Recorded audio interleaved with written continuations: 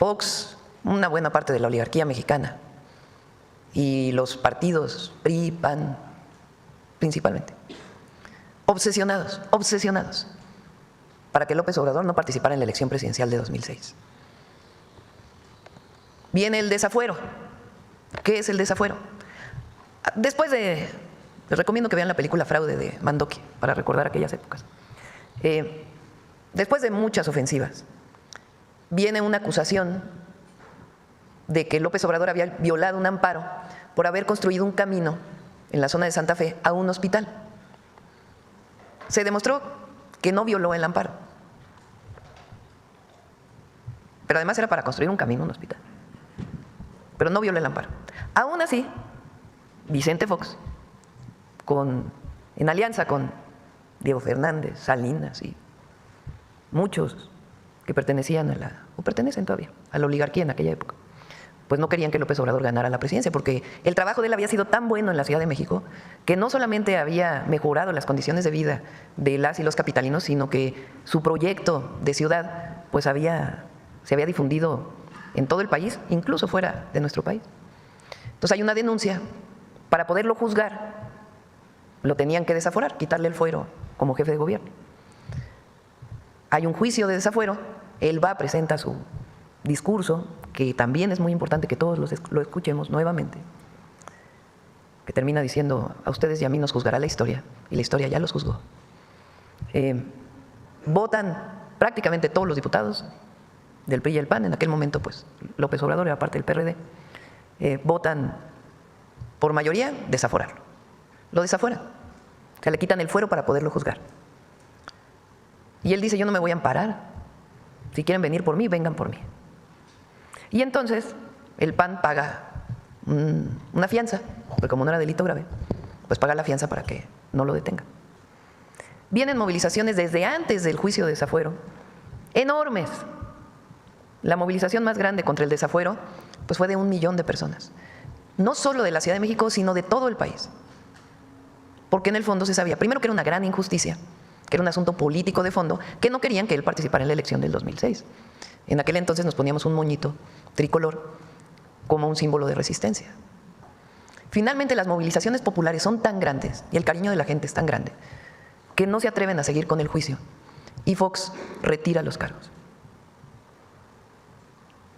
Él regresa a la jefatura de gobierno y finalmente en 2005, a mediados del 2005, decide empezar a recorrer el país para postularse como candidato a la presidencia de la República. Camina por todo el país y el apoyo popular es enorme, enorme. Las encuestas lo ponían 15 puntos arriba y la gente feliz de que hubiera un cambio, porque Fox prometió un cambio y nada cambió, nada. Prometió muchísimas cosas y no ocurrió nada de lo que prometió. Al contrario, se fortaleció esa alianza del PRIAN, que desde entonces decíamos, no son dos partidos, es uno solo, es el PRIAN. Bueno, entonces viene una campaña tremenda contra López Obrador, que es López Obrador, un peligro para México. En la televisión, cámaras empresariales pagando en la televisión aquella campaña tremenda diciendo que él iba a endeudar al país, que íbamos a ir a la quiebra, que muy fuerte. Con todo y esa campaña, las encuestas le daban a López Obrador el triunfo. ¿Quién era el candidato del PAN? Felipe Calderón. Viene la elección. Y en la elección, justo el día que está el PREP con los resultados, el programa de resultados preliminares del entonces Instituto Federal Electoral, iba arriba López Obrador y de pronto lo rebasa Calderón. Pero además, muchísimas casillas que no eran contabilizadas. Al PREP, al otro día, daba el triunfo a Calderón y todavía faltaban varias casillas. Desde ese momento nos dimos cuenta pues, que había habido un fraude electoral. No quienes estábamos cerca de López Obrador, sino el pueblo entero se dio cuenta del fraude. Y comienza una resistencia civil muy importante y movilizaciones y movilizaciones. Y de ahí viene el plantón de reforma. ¿Qué pedía la gente? Porque eso salió de la gente, la consigna salió de la gente. La gente decía voto por voto, casilla por casilla. Es decir, que se cuenten otra vez todos los votos. Todos los votos. Viene el conteo distrital y le da el triunfo a Calderón. Y siguen las movilizaciones. El Tribunal Electoral decide no abrir todas las casillas, sino abrir solamente el 8%. Se abren ese 8% en un conteo en los distritos electorales y la diferencia entre López Obrador y Calderón se reduce. Bueno, pues era evidente que si se hubieran abierto todas las casillas, el triunfo era de López Obrador, más muchas otras cosas. Allí, cuando se analizan las actas de las casillas, pues nos damos cuenta que no concuerda nada, que la cantidad de votos emitidos no concuerda con la cantidad de boletas. Me tocó estar en esa investigación trabajando y nosotros estimamos que prácticamente le robaron a López Obrador alrededor de 2 millones de votos. ¿Quién estaba como presidente del Instituto Federal Electoral que no permite que se abran las casillas, que defiende el triunfo de Calderón? Ugalde. Ese Ugalde es el que ahora dice que México es autoritario. Por una razón, porque el pueblo votó el Poder Judicial. Entonces ellos tienen derecho a, porque es un país libre, pero hay que recordar la historia, cómo fue.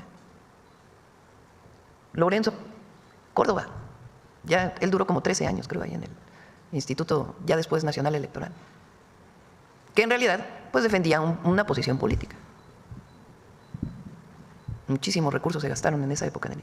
Ahora, ayer que presentamos, que ya lo habíamos presentado antes, algo que está en las redes sociales, porque él dice es que nosotros estamos promoviendo el espionaje. No, eso salió en las redes sociales, lo conoció todo el mundo. ¿De dónde lo tomamos? De las redes. ¿Qué es lo que ayer planteamos?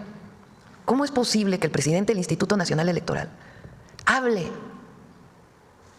de indígenas de manera burlona, despectiva, racista, clasista? El presidente de la institución que supuestamente defiende la democracia y que presenta un amparo para que eso no salga en los libros de texto. Por cierto, me dijeron que en los libros de texto ya no aparece su nombre, sino porque el amparo estaba desde antes.